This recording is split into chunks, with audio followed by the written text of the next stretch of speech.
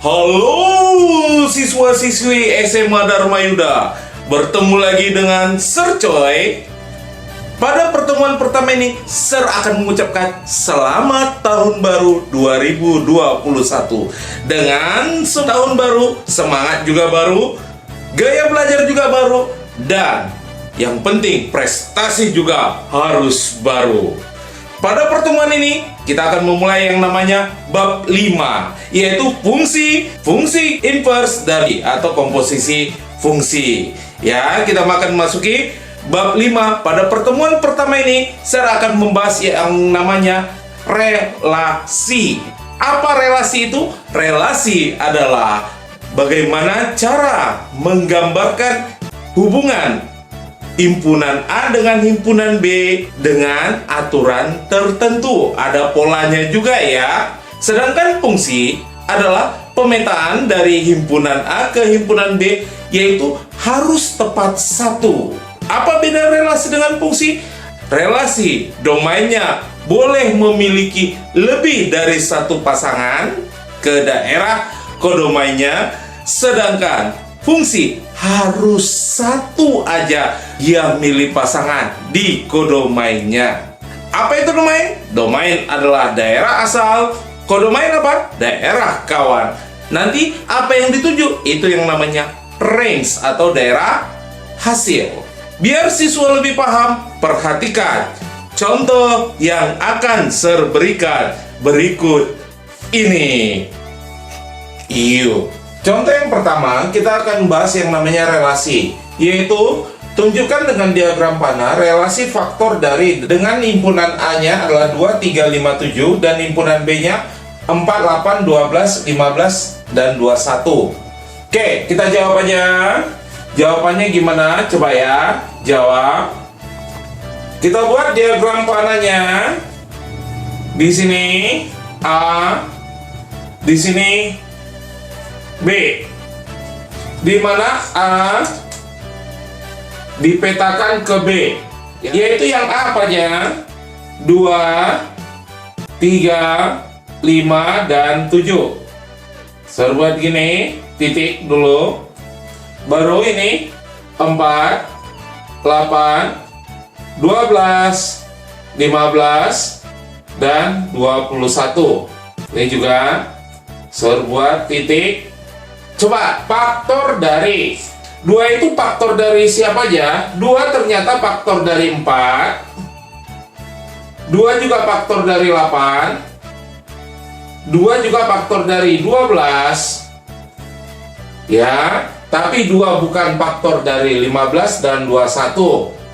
Kemudian 3 faktor dari siapa? 3 faktor dari 12, 3 juga faktor dari 15, 3 juga faktor dari 21.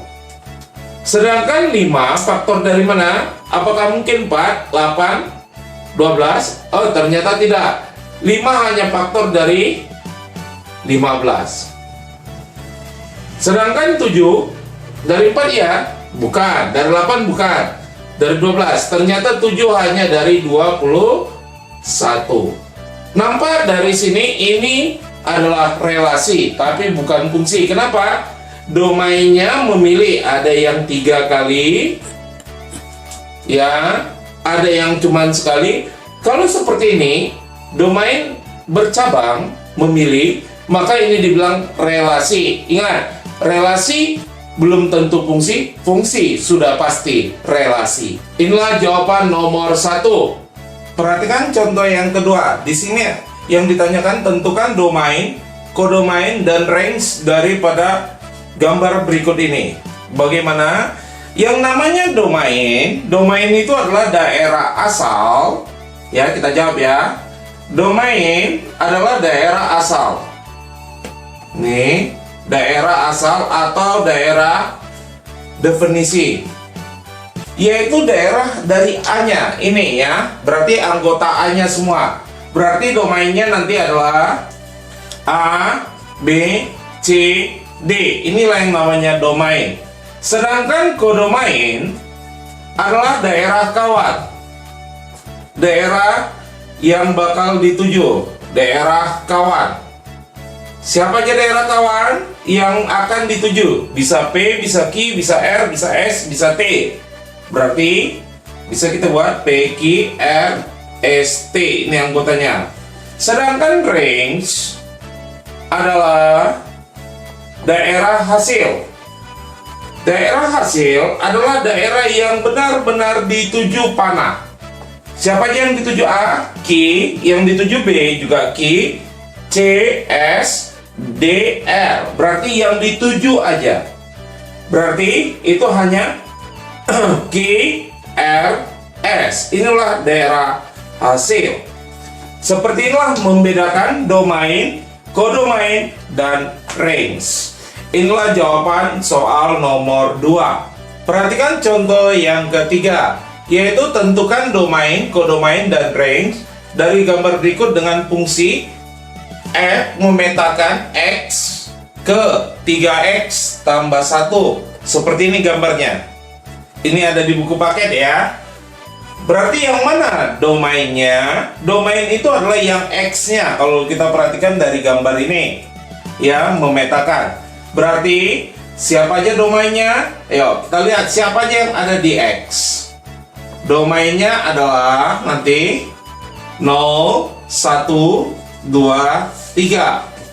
Atau bisa ditulis ini karena di antara 0 sampai 3 bisa kita buat X di mana? X di antara atau X lebih besar sama dengan 0 dan lebih kecil sama dengan 3. X anggota bilangan real. Inilah domainnya, sama ya.